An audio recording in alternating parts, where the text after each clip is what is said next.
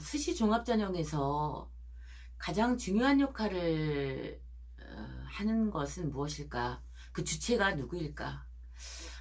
많은 그 학부모님들이나 학생들은 그게 학생이지 않냐, 학생이 본인이 주도적으로 무엇을 해야 하는 거 아니냐, 상당히 일리가 있는 것처럼 들리지만 저는 좀 다른 의견을 갖고 있습니다.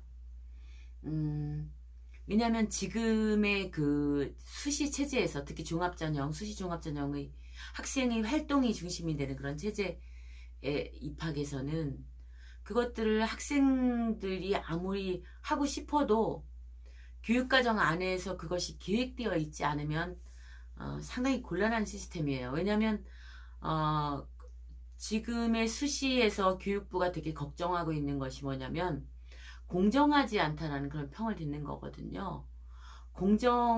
그래서 공정성을 담보하기 위해서 교육부에서 굉장히 철저하게 2019년도 말에 굉장히 장치를 여기저기 마련해 놓은 게 있어요. 왜냐하면 그 대입 공정성에 대해서 어떤 뭐 국가적으로 정치적으로 사안들이 좀 터지고 하면서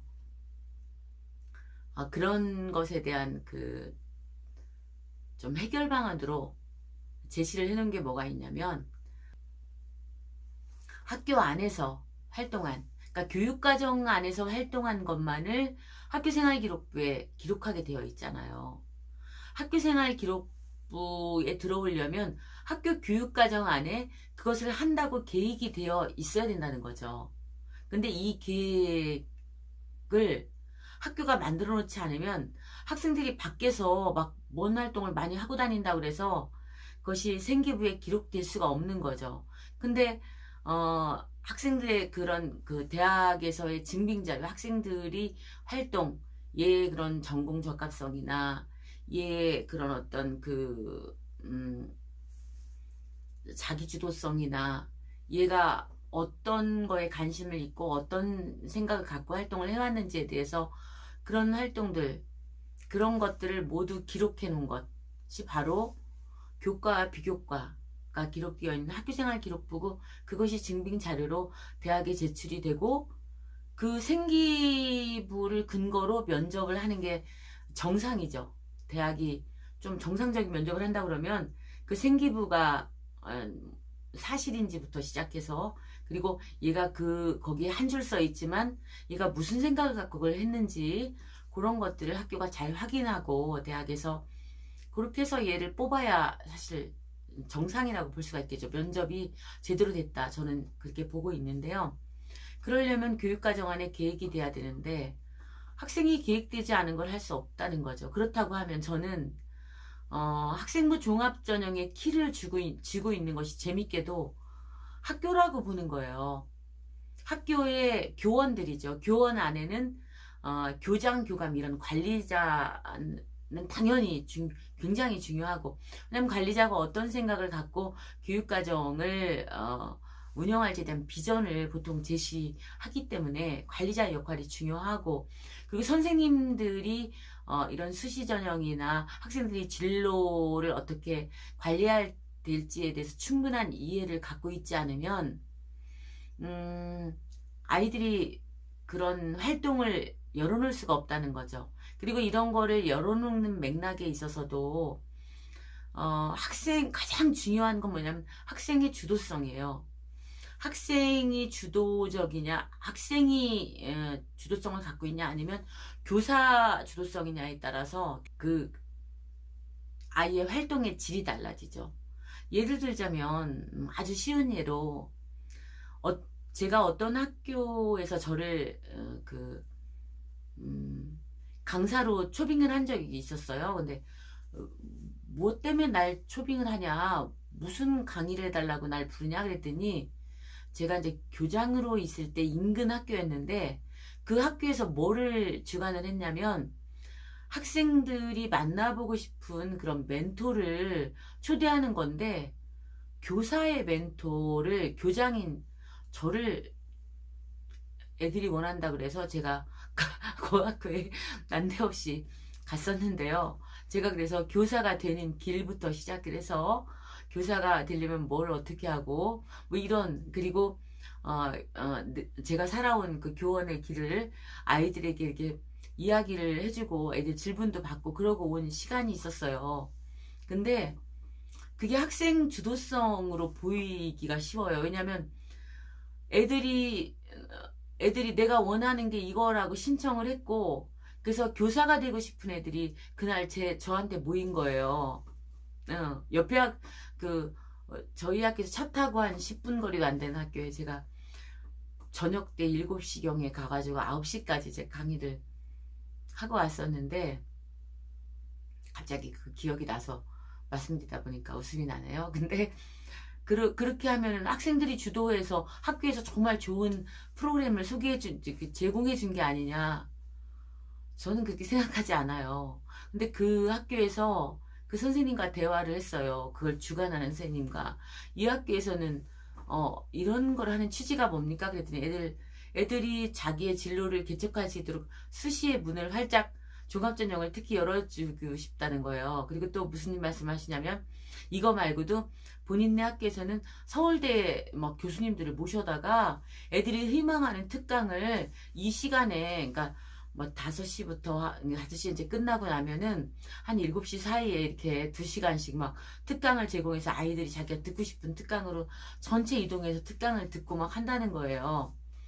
근데 이 부분이 어떻게 보면은 전국 교육과정 밖에 어떤 그 방과후의 개념 지금은 이제 방과후 적을 수 있어도 이게 반영이 안 되잖아요. 근데 방과후로 아이들이 이제 그걸 듣는 건데 그 당시에는 방과후가 적을 수 있었어요. 근데 교과의 한 줄로 뭐 수학 쪽에 방과후를 들었으면은 수학의 뭐를 몇 시간 뭐 이수학 뭐 이런 식으로 적어졌거든요. 이제 그런 건데 그게 전공 적합성에 끼워서 넣는다면 뭐 굳이 뭐 저는 넣지 말라고까지는 하고 싶지 않지만 넣어봤자 그렇게 의미도 없다. 왜냐면 이것은 학교가 주도해 마치 학생들이 희망한 거를 취합한 건 맞아요. 그렇지만 실제 이것을 주도한 것이 학생이라고 생각합니까?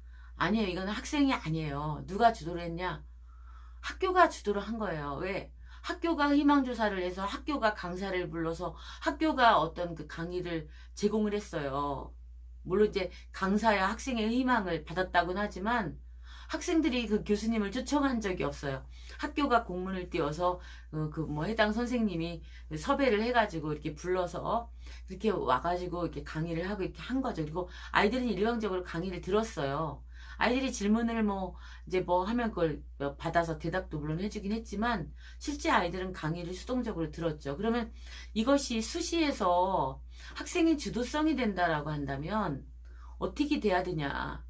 이것이 교육과정 안의 기획 자체가 학생들이 강사를 부르는 그런 파격적인 시스템이 돼야 돼요. 예를 들자면 동아리가 있어요. 동아리가 아까 그 저를 부르는 애들, 저를 만나고 싶다는 애들은 아마 제가 볼 때 교대, 사대 막 이런 데 가고 싶은 애들이겠죠.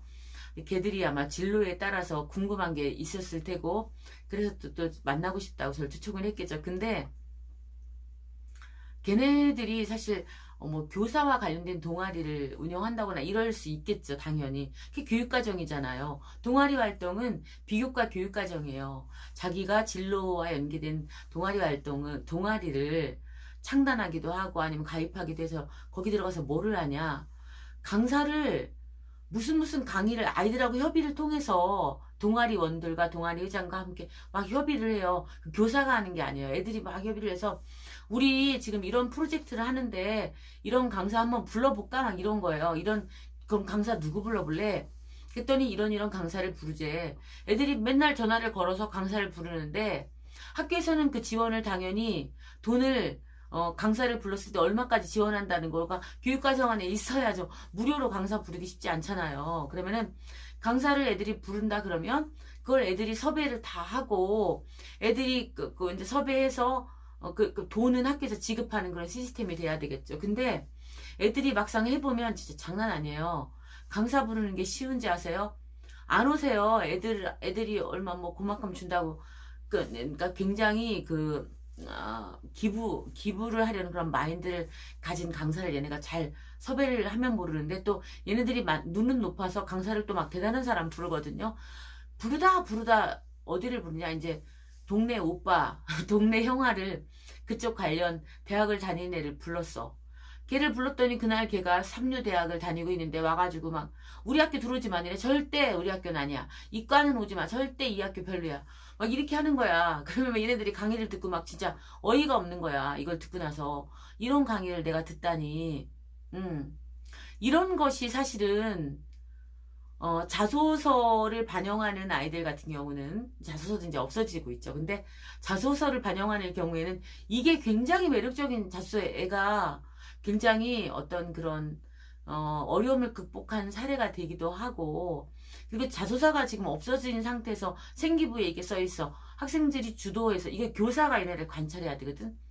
학생들이 주도해서 이런 생각을 갖고 이런 강사를 초빙해서 이런 강의를 뭐 이렇게 강사를 초빙해서 뭐 면담을 하고 강의를 들은 거죠. 애들이 주도가 된 거, 주도를 해서 자기들이 부른 거죠. 이것이 들어있고, 이 강의와 연계해서 애들이 이런 프로젝트 연구를 또 수행했다. 이것과 관련된 책으로는 애들이 이걸 읽었다. 막 이런 게 써 있는 거야. 그럼 대학에서는 면접할 때 그 강사를 니네가 어떻게 섭외를 한 거니? 그래서 누구를 불렀니? 막 이런 게 면접이 되죠. 그러면 이때 진짜 제가 불렀는데 진짜 그때 제가 이걸 깨달았어요. 이런 거를 부를 때도 그냥 시간이 촉박하게 막 일주일 전에 부를 게 아니라, 막 2주일 전에 부를 게 아니라 충분히 준비해서 적어도 한 달 이상은 이렇게 천천히 섭외를 해서, 그 섭외를 할 때도 이런 방법보다는 이렇게 섭외하는 것이 필요하고, 또 강사 역할도 학생들에게 이러이러한 것들을 우리들에게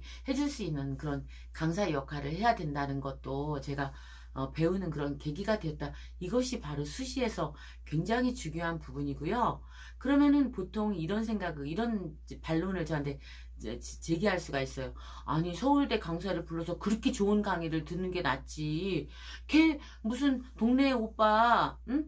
건달 같은 오빠, 그쪽 계열의 오빠, 그거를 좀 다니고 있는 형아를 불러가지고 얘가 배울 게 뭐가 있습니까? 그렇게 생각하시죠? 아니요, 저는 그렇게 생각하지 않아요. 수시는 어떤 인재상을 바라냐? 애가 적극적으로, 자기 주도적으로, 자기의 진로를, 자기가 생각하는 어떤 것들을 해나가는 데 있어서 문제를 어렵지만 극복하고 해결하는 애, 이런 애를 뽑아야죠. 그게 인재 아니겠어요? 그런 인재상을 원하지 않겠어요? 그리고 이것들을 혼자 자기가 독불장군처럼 하는 게 아니라 친구들과 함께 협업해서 해나가는 이런 애를 원하는 게 아니겠어요? 그래서 제가 이제 말씀을 드리다 보니까 딴 방향으로 흘러갔는데, 오늘 제가 드리고 싶은 말씀은 뭐냐면, 학교의 교육과정을 학생이 주도할 수 있도록 전체의 교육과정을 잘 열어놓는 것이 중요하다. 학생들이 그런 시스템이 없을 경우는 얘가 혼자 노력한다 그래서도 기록이 되지 않기 때문에 아이들이 보는 그런 피해는 아이들이 굉장히 그런 슬픔을 겪게 된다. 그래서 우리 선생님들, 교감선생님들의 역할이 중요한데, 이렇게 얘기하면 학부모님들이나 학생들은 아유, 우리 학교 뭐 하는 거야, 진짜 아무것도 안 해주고, 이렇게 또 말씀하시는데, 아니죠. 그거의 책임, 그 뒤엔 누가 있냐? 학부모님들이. 운영위원장이 왜 있어요? 운영위원이 왜 있어요? 운영위원이 왜 자문을 하고 심의를 합니까? 교육과정 들여다봐야죠, 당연히. 뭐 하는지 들여다봐야죠. 의견을 적극적으로 학교에 드려야 되죠. 학부모 회장 뭐 하세요? 학부모 회원이 있으시잖아요. 조례로 돈도 굉장히 많이 거기에 제가 지원하는 걸로 알고 있어요. 법적으로 지침상 제공하게 돼 있어요. 돈을 지원하게.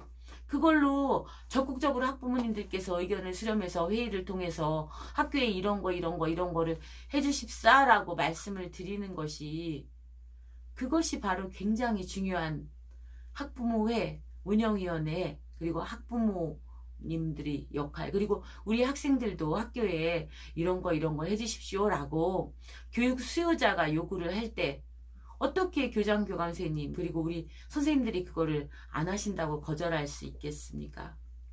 제가 오늘 여기까지 말씀드리겠습니다. 감사합니다.